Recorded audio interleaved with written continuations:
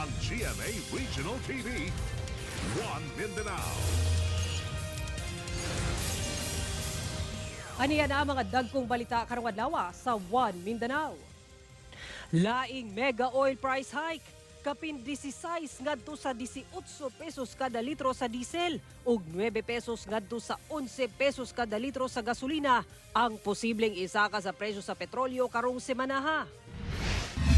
Pipila ka transport group wala misalmot sa transport pahulay karong adlaw sa Northern Mindanao. Usa ka school building sa Katalunan Pequeño National High School sa Davao City naugdaw. Gihimong bayanihan sa pagbalhin og balay sa Zamboanga del Sur, misangko sa aksidente, upat samdan. Usa ka sperm whale, misadsad ug namatay sa baybayon sa Kalamansig, Sultan Kudarat. Og kapuso actor Alden Richards ug team nagmalampuson sa International Triathlon Competition sa Davao City. Kini ang GMA Regional TV, One Mindanao. Mayong hapon Mindanao, ako si Sara Hilomen Velasco. Hugot bakos na sa mga motorista tungod laing dugang taas presyo sa mga produktong petrolyo ang ipahamtang na sab sugod ugma Marso 24. Mihunong man sa pagpamasada ang pipila ka transport group sa Northern Mindanao karong adlaw tungod sa padayong pagtaas sa presyo sa petrolyo ug pagsuspenso sa Pangulo sa fare increase apan wala gihapoy preno ang pagsaka sa presyo sa mga produktong petrolyo. Base sa anunsyo sa Department of Energy Oil Industry Management Bureau ug sa mga kumpanya sa lana, gilaumang moabot sa 16 pesos ngadto sa 18 pesos ang isaka sa kada litro sa diesel sugod ugma Marso 24. Samtang ang gasolina gipaabot nga moabot sa 9 pesos ngadto sa 11 pesos matag litro ang isaka. Kini may kalambigitan gihapon sa nagpadayong krisis karon nga epekto sa kagubot sa Middle East. Atong sayro ng dugang pang mga balita sa Mindanao, makauban nato si Cyril Chavez live sa Cagayan de Oro City. Cyril? Salamat, Sara. Northern Mindanao Federation of Transport Cooperative kon NOMFED Trasco kontento sa resulta sa ilang gipahigayon nga transport pahulay karong adlaw. Bisan pa man nga adunay pipila ka grupo ang wala miduyog. LTFRB 10 gibutyag nga 25% lang sa transport sector ang apektado sa transport pahulay. Ang detalye sa report ni James Paulo Yap. Sayo pa lang sa buntag karong adlawng Lunes, kamatikda na ang kanihit sa mga pampublikong sakyanan nga nagabiyahe sa kadalanan sa Cagayan de Oro City. Kini gumikan sa gipahigayon nga transport pahulay sa Northern Mindanao Federation of Transport Cooperatives kon NOMFED Trasco. Wala una sila mobiyahe karong adlaw aron ipakita ang ilang kadismaya sa gobyerno sa padayong pagsaka sa presyo sa lana, pagpahulong sa implementasyon sa fare increase ug ang padayong pagkadilatar sa mga ayuda nga alang sa transport sector. Tungod sa maong transport pahulay, nagdeklara sab og suspension sa face-to-face class ang mga dagkong eskwelahan sa syudad. Naay libreng sakay sa atong gobyerno, I don't know, og kinsa nagkarguan na sa fuel. Labon bitaw kani adto nga dunay request kibali nga i-subsidize na lang unta ni sa LGU aron makalahutay pa mi while waiting kibali sa ato ang hinabang nga gikan or fare increase ba karon or mga ayuda nga gikan sa LTFRB. Wala, di ba? So unsa may atong buhaton, ipakita nato unsay impact. Taliwala sa ilang panawagan nga transport pahulay, aduna gihapoy pipila ka mga transport cooperatives nga wala miduyog nga padayong mibiyahe. Ang traditional jeepney driver nga si Noli Bermudo, usa lang sa mga mibiyahe tungod siya lang ang ginasaligan sa iyang pamilya. Wa man sa lagi po tayo ipalit og bugas sir og mo apil tag kuan. Og badlongon ta okay ra uli ra punta. Sumala sa monitoring sa Land Transportation, Franchising and Regulatory Board 10 nga 25% lang sa kinatibuk ang mga rota sa Region 10 ang apektado sa transport pahulay. Natubag sab gilayon ang panginahanglanon sa mga sakyanan tungod sa libreng sakay nga ilang gidalit kauban ang Cagayan de Oro LGU ug LGU Misamis Oriental. Yung mga number of stranded passengers natin, wala. 0%. In fact, may naka-standby tayo mga bus dito. 7 ito. Meron naka-standby sa Kapitolyo, and sa City Hall. Basin siguro makita na sa itong gobyerno, basig mo aksyon na gid sila. So ato lang riding public, no, commuting public nga lauman ninyo nga magbalik normal ta og mga adlaw. Amo nang gisaad ka ninyo. Kauban si Makoy Sempron, James Paulo Yap, 1 Mindanao.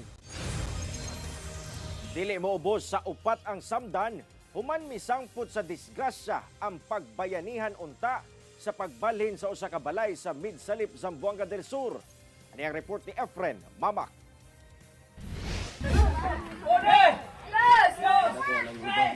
Kita ang pagbayanihan ni ining mga residente sa pagdayong niining usa ka balay sa barangay Matalang, Midsalip, Zamboanga del Sur, Sabado sa buntag. Apan pipila ka lakang lang, kalit nga mitagilid ang balay. Apan sa diyang nakontrol kini, nagpadayon gihapon sa paglakang ang mga tawo.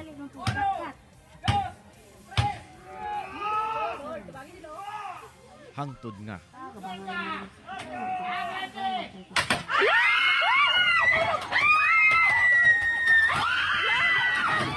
Nibagsak ang balay. Gilayong nagtinabangay ang mga residente aron luwason ang mga naipit. Matud sa barangay, anaa sa upat ang grabing nasamdan sa insidente nga gilayong gidala sa ospital. Lakip dinhi ang barangay kapitan, usa ka kagawad, barangay tanod ug usa pa ka personahe sa barangay. Apan sa karon ang kapitan ug ang kagawad na lang admitido pa sa ospital gumikan sa grabing bunog sa hawak ug samad. Nasuta nga una ang insidente, nagpatabang sa barangay ang tag-iya sa maong balay aron mangayo og tabang sa pagbalhin sa balay niini. Apan dihang gitabangan na kini pagdayong nabali ang kawayan nga gigamit gumikan sa kagabok hinungdan sa disgrasya. Tapos sa wala na namo na dampo nga pangitabo na kabog day ang maong balay. Tapos motong nakuan jud siya sir, wag jud siya natabang na pugno jud siya kay na tapos nabalik pag yun. Ginakuhaan pa og payag ang tag-iya sa balay. Nagpaygayon na sab og investigasyon ang PNP. Kauban si Gary Balantay, Efren Mamak, 1 Mindanao. Nasunog ang usa ka school building sa Davao City karong adlaw. Atong saro ng dugang detalye sa live report ni Jandy Esteban. Jandy? Sara naug daw ang usa ka school building sa Katalunan Pequeño National High School kaganihang buntag. Hinuon walay naangin nga kinabuhi sa insidente. Atong sayron.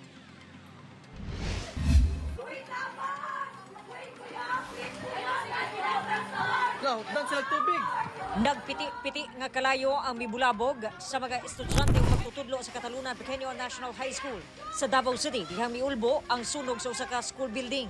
Alas 11 sa buntag adlawng Lunes. Sa likod sa eskwelahan, residential area, busa ang mga residente nagarisang sa kakulba.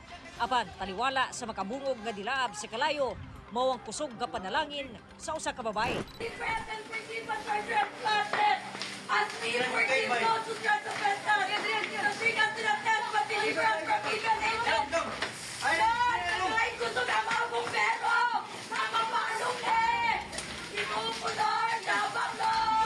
Sa drone shot sa GMA Regional TV 1 Mindanao, kinina ang itsura sa tulungan dihang napalong ang kalayo nga nagsugod matud pa sa stock room hangtod sa mikanit sa tapad nga school building. Sumala sa school principal, naglinya matud pa ang mga bata alang sa COMELEC registration dihang nahitabo ang insidente. Pila sila para sa SK registration. Kita nila na nag-asulag Magkakita nga nag-aso, 11:02, nag-call na dahil ang teacher na slowly gi-evacuate ang mga bata. Kaya naadin mga bata nga nabilin ang ilang cellphone. Karaan na ang maong school building nga natukod niadto pang 1990s. Gisuspende ang klase karong hapon tungod sa insidente. Parayon pa ang investigasyon sa Davao City Fire District. Sara, sa karon karong taknaa wala pa masuta sa Bureau of Fire Protection sa kabomberuhan kung unsa gyud ang hinungdan sa sunog. Sara. Okay, daghang salamat, Jandy Esteban.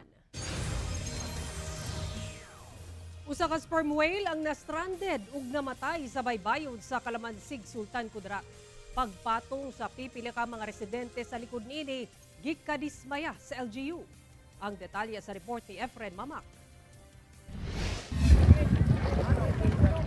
Gikakurat matud pa sa mga liguay diyang ilang napalgan ang usa ka higanting balyena nga nisadsad sa pampublikong beach sa barangay Santa Maria, Calamansig, Sultan Kudarat banda 8:30 sa buntag adlawng Sabado. Gilayon kining giduol sa mga liguay aron iduot palawod. Misunod kini apan daw naglisod tungod pipila ka tawo ang nipatong sa likod niini. Ang nangyari po, yung mga ibang tao doon, sumakay, sinakyan nila yung sa likod ng balyena. Doon na po parang nagsa-struggle na yung balyena kasi yung belly niya po is nakascript na sa seafloor. Wala na sab kini mipadayon og langoy human naharangan sa mga pambot. Ang maong insidente gilayong girespondihan sa LGU Calamansig, DENR, PCG ug ubang otoridad. Gilayon nila kining girescue apan naabtan na og low tide hangtod nga namatay pagkahapon. At talagang parang ayaw niya mag-move. So bumabalik pa rin. Now, inabot na siya ng low tide. So lalo kaming nahirapan, inintay na naman mag-high tide ulit at hinila na naman, ayaw talaga. Dugang sa Calamansig LGU, ang maong balyena adunay gibugaton nga 20 tons o gitas-on nga 54 feet. Wala daw epekto sa pagkamatay sa maong balyena ang mga mipatong tungod sa gidak-on niini. Apan dili sab kini ang tamang buhaton kung makakita sa maong hayop. The sheer size, hindi makakos ng stress sa kanya yun. Para bang yung elepante sinakyan ng tao, it's actually stress na siya before pa that. But there is a protocol. Kung totoo man na may sakit siya, normally we don't do it that way. Padayon ang investigasyon sa Sendro Calamansig kalabot sa insidente. Kahibaluan nga ang maong mananap ang protektado subay sa Republic Act 9147 kon Wildlife Resources Conservation and Protection Act of 2001. Kauban si Gary Balantay, Efren Mamak. 1 Mindanao. TV ang GMA Regional TV. 1 Mindanao.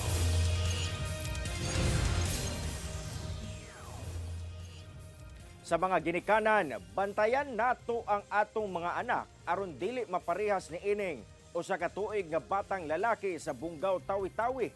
Aksidente kining natusok sa gidulaan nga nail pusher. Ang detalye sa report ni Efren Mamak. Maayong pagkatusok niining nail pusher nga ginagamit sa manicure ug pedicure sa dughan niining usa ka tuig nga batang lalaki sa Bungaw, Tawi-Tawi nga nahitabo adlawng Domingo. Gilayon kining dala sa ospital ug gioperahan sa mga doktor. Ana-ana kini karon sa maayong kahimtang. Matud sa Integrated Provincial Health Office ug Tawi-Tawi Provincial Hospital nga sumala sa ginikanan, wala nila nabantayan nga dunay gidulaan nga nail pusher ang ilang anak ug aksidenteng natusok. Hindi siguro napansin na naglaro siya ng very sharp object na nail pusher. Accidentally, ang nangyari po, natumba yung bata. And then, tusok po yung left chest niya at saka nadala dito sa hospital. Padayon karon nagpaimangno ang IPHO sa mga ginikanan nga bantayan ang ilang mga anak sama sa mga dulaan niini aron malikay sa aksidente. Kauban si Gary Balantay, Efren Mamak. 1 Mindanao.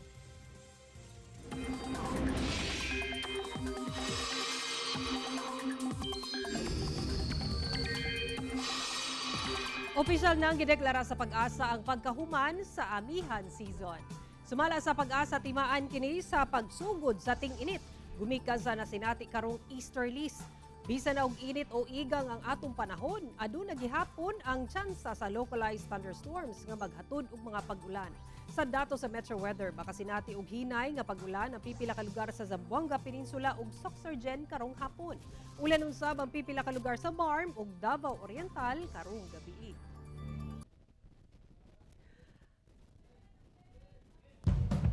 Gawas sa kaanyag, gipamatud-an sa mga kandidata sa mutya ng Davao 2026 nga ang pagkagandabawenya doon na say kasing-kasing nga mangulo ug iduso ang ilang katako sa pagserbisyo.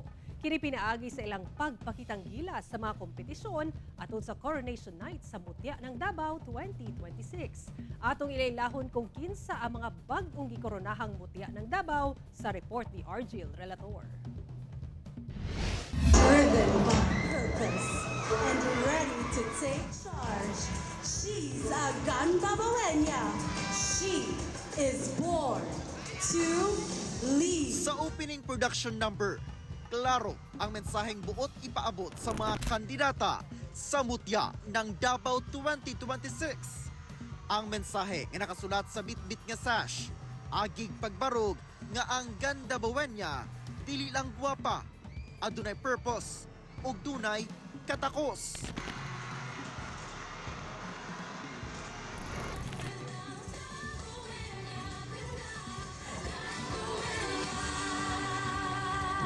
Dunasay pasabog nga bag-ong segment ang Playsuit and Wings competition. Gikan sa 20 candidates, gipili ang top 10, diin 80% sa scores kay gikan sa preliminary competitions. 10 candidates ang mirampa, suot ang ilang evening gown ug nagpakitang gilas sa pagtubag sa casual interview segment nga Finish the Line. 5 ang misalang sa final question and answer portion. Ang pangutana, paunsa magamit ang culture of security sa Davao City isip blueprint aron iduso ang global peace and solidarity. So my depiction of what the culture of security is rooted in is in education. And how do we educate people? By starting a dialogue. It's so hard to say that we should be non-political these days when everything we do is political. And we have to be respectful in terms of our political views and opinions. And we should be able to share to one another. And that is my role as Mutya, to have that engaged dialogue. Because politics will haunt us in our wages, our fuel, and our education. And we must talk about politics like it's a life and death situation. Because Filipino lives, no, human lives are quite literally on the line. Thank you. Gikoronahang patnubay ng Davao 2026 si Robin Lee gikan sa Barangay Bago, Galiera. Pag-asa ng Davao 2026 si Serlin Cabanit gikan sa Barangay Maa. Sinag ng Davao 2026 si Christine Joy Bermudo gikan sa Barangay Matina Crossing. Diwa ng Davao 2026 si Joanna Ubas gikan sa Barangay Kalinan Proper. Ug ang mutya ng Davao 2026.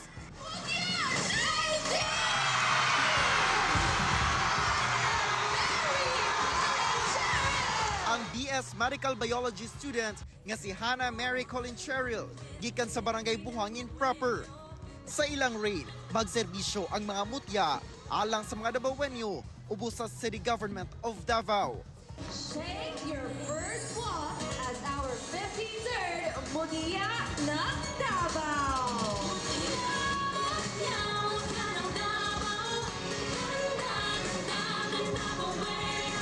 Kauban si Leo Arcajes sa kamera. Ako si Orgil Relator. 1. Mindanao.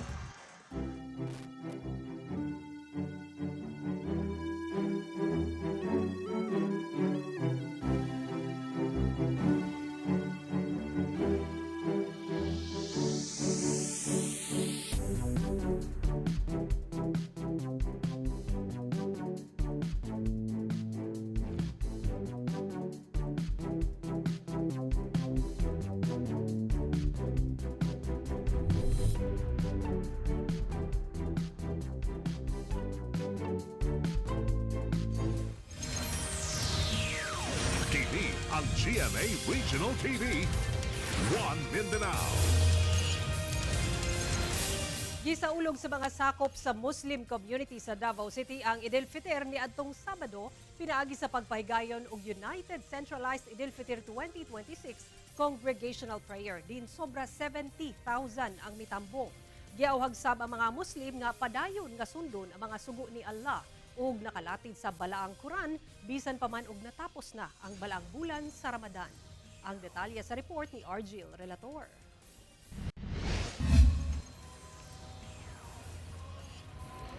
Sayong nangabot ang mga kaigsuunang Muslim sa Rojas Avenue sa Davao City adtong Sabado sa buntag. Temporaryong gisirado sa mga motorista ang maong kalsada. Dinhi sila nagatapok alang sa United Centralized Idil Fitr 2026 Congregational Prayer. Giandam kini sa Davao City Muslim Affairs Office sa Davao City LGU ug Madrasa Comprehensive Development and Promotion Unit sa pakig-alayon sa Mercy Islamic Foundation ug uban pang sektor aging timailhan sa pagtapos sa pagpuasa sa balaang bulan sa Ramadan. Allahu Akbar. Sa sermon sa Muslim religious leader nga si Sheikh Jamal Munib, luyo nga natapos na ang balaang bulan sa Ramadan, kinahanglang ipadayon ang pagsamba ug pananampalataya. Ipadayon ang paghimo og maayo ug pagsunod sa mga sugo ni Allah. Kung makikita po natin sa buwan ng Ramadan, nagiging mabuting tao ang lahat. Kasi tumatalima sa utos ng ating Panginoon Allah Subhanahu wa Ta'ala. At dahil dito makikita mo natin ang epekto sa bawat isa sa atin, sa ating personalidad.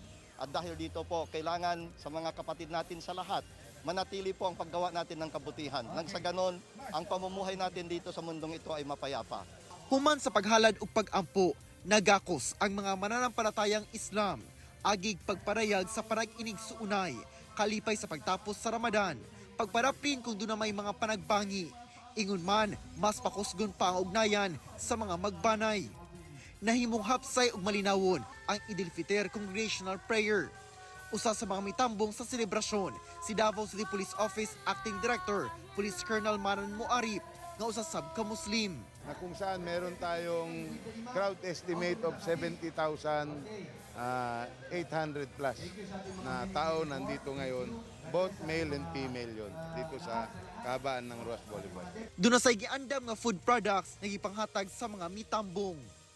Kauban si Metro Awing sa kamera. Ako si R.E. Gil Relator. 1 Mindanao. Unom ka mga Davaoenyo ang gipasidunggan isip Dato Bago Awardees 2026. Mismong si Vice President Sara Duterte ang nag-award kanila. Ang detalye sa report ni Argil Relator. Eduardo Alvarez Bangayan sa Public Service. Jean Chiong Bangayan sa Tourism. Maria Cristina Floyrendo Brias sa Community Livelihood. Alex Valdez Buenaventura sa Rural Banking. Manuel Mendoza Urig sa Civil Service. ug Guilejito Noyna Pepito sa Visual Arts. Sila ang unong Kadato Bago Awardees, ang pinakataas nga pasidungog nga ginahatag sa Davao City LGU alang sa mga Davaoenyo nga dunay mahinungdanong tampo sa kalambuan sa syudad ug kahusayan sa tagsa-tagsa nilang propesyon ug sektor. Gipasidunggan sila ato sa 54th conferment of Dato Bago Awards 2026 sa Davao City, Miyerkules sa gabi. To honor Davaoenos whose achievement have greatly contributed to the growth and development of our beloved city of Davao. You will agree with me that building the legacy of service is not based on what you have earned for yourself, but on what you have done in the service of a better world. Personal nga mitambong si Vice President Sara Duterte. Sumala sa bise, ang kalambuan wala na himo sa usa lang kagabi o dili lang sa usa ka tao. Apan gikan sa ordinaryong tao, nagipiling mabuhi nga makahuluganon matag adlaw alang sa Davao City. When Davao City gives its highest honor, it's not just recognizing achievements on paper. It's recognizing lives that have made a real difference in the everyday stories of our people. Dugang sa bise ang ilang katakos, nakatandog sa kinabuhi sa uban, pinaagi sa serbisyo, leadership o oportunidad nga gimugna. To our awardees, thank you for showing us what it means to stand your ground, to serve with purpose, and to build something that lasts. Kauban si Melchor Awing sa kamera. Ako si Argil Relator. 1 Mindanao. Karong wa gihapoy preno ang pagsaka sa presyo sa lana, dunay discard tips aron makadaginot sa gasolina o diesel, sumala sa usa ka automobile expert. Mas maayo kung sa buntag magpatubil kung kanus mas solid ang fuel ug dili pulos fumes. Kung dunay budget, mas maayo nga magpa-full tank na lang, inay tagi-tagion ang pagpakarga. Naga-evaporate magud daw ang fuel sa sulod sa tangke, labi na kung duna pay espasyo. Kung nagamaneho na, chill ride lang. Hinahinay sa pagpadagan ug likayan ang kalit nga pag-arangkada ug pagpreno. Alang sa mga sakyanan nga dunay aircon, okay na ang 22 hangtod 25 degrees lang. Importante sab nga kanunay anaa sa kondisyon ng sakyanan, sama sa sakto ang tire pressure ug regular ang pagpa-tune up ug change oil. Alang sa mga driver sa pampublikong sakyanan, palungo na lang una ang makina sa sakyanan samtang nagahulat ug pasahero.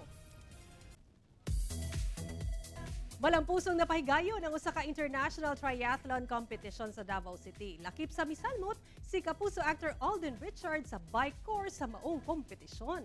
Atong silipon sa report ni Argil Relator.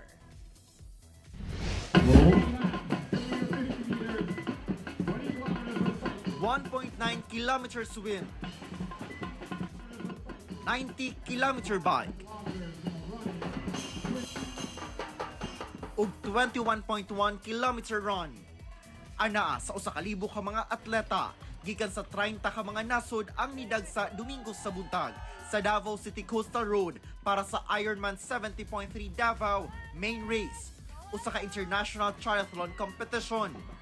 Pambato sa nisalbot nga celebrity team sa bike course si Kapuso actor Alden Richards.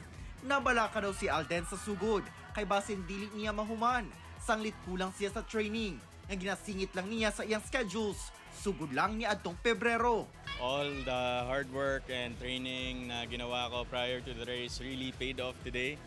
I'm just really proud to be able to compete with my team. Of course, hindi ko na-imagine na I could finish the 90-kilometer bike with the time that I got. So it's really a blessing and it's really something for the books.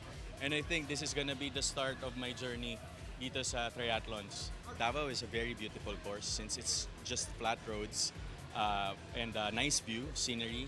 But since it's situated within near the coastal road, there's a lot of headwinds, crosswinds.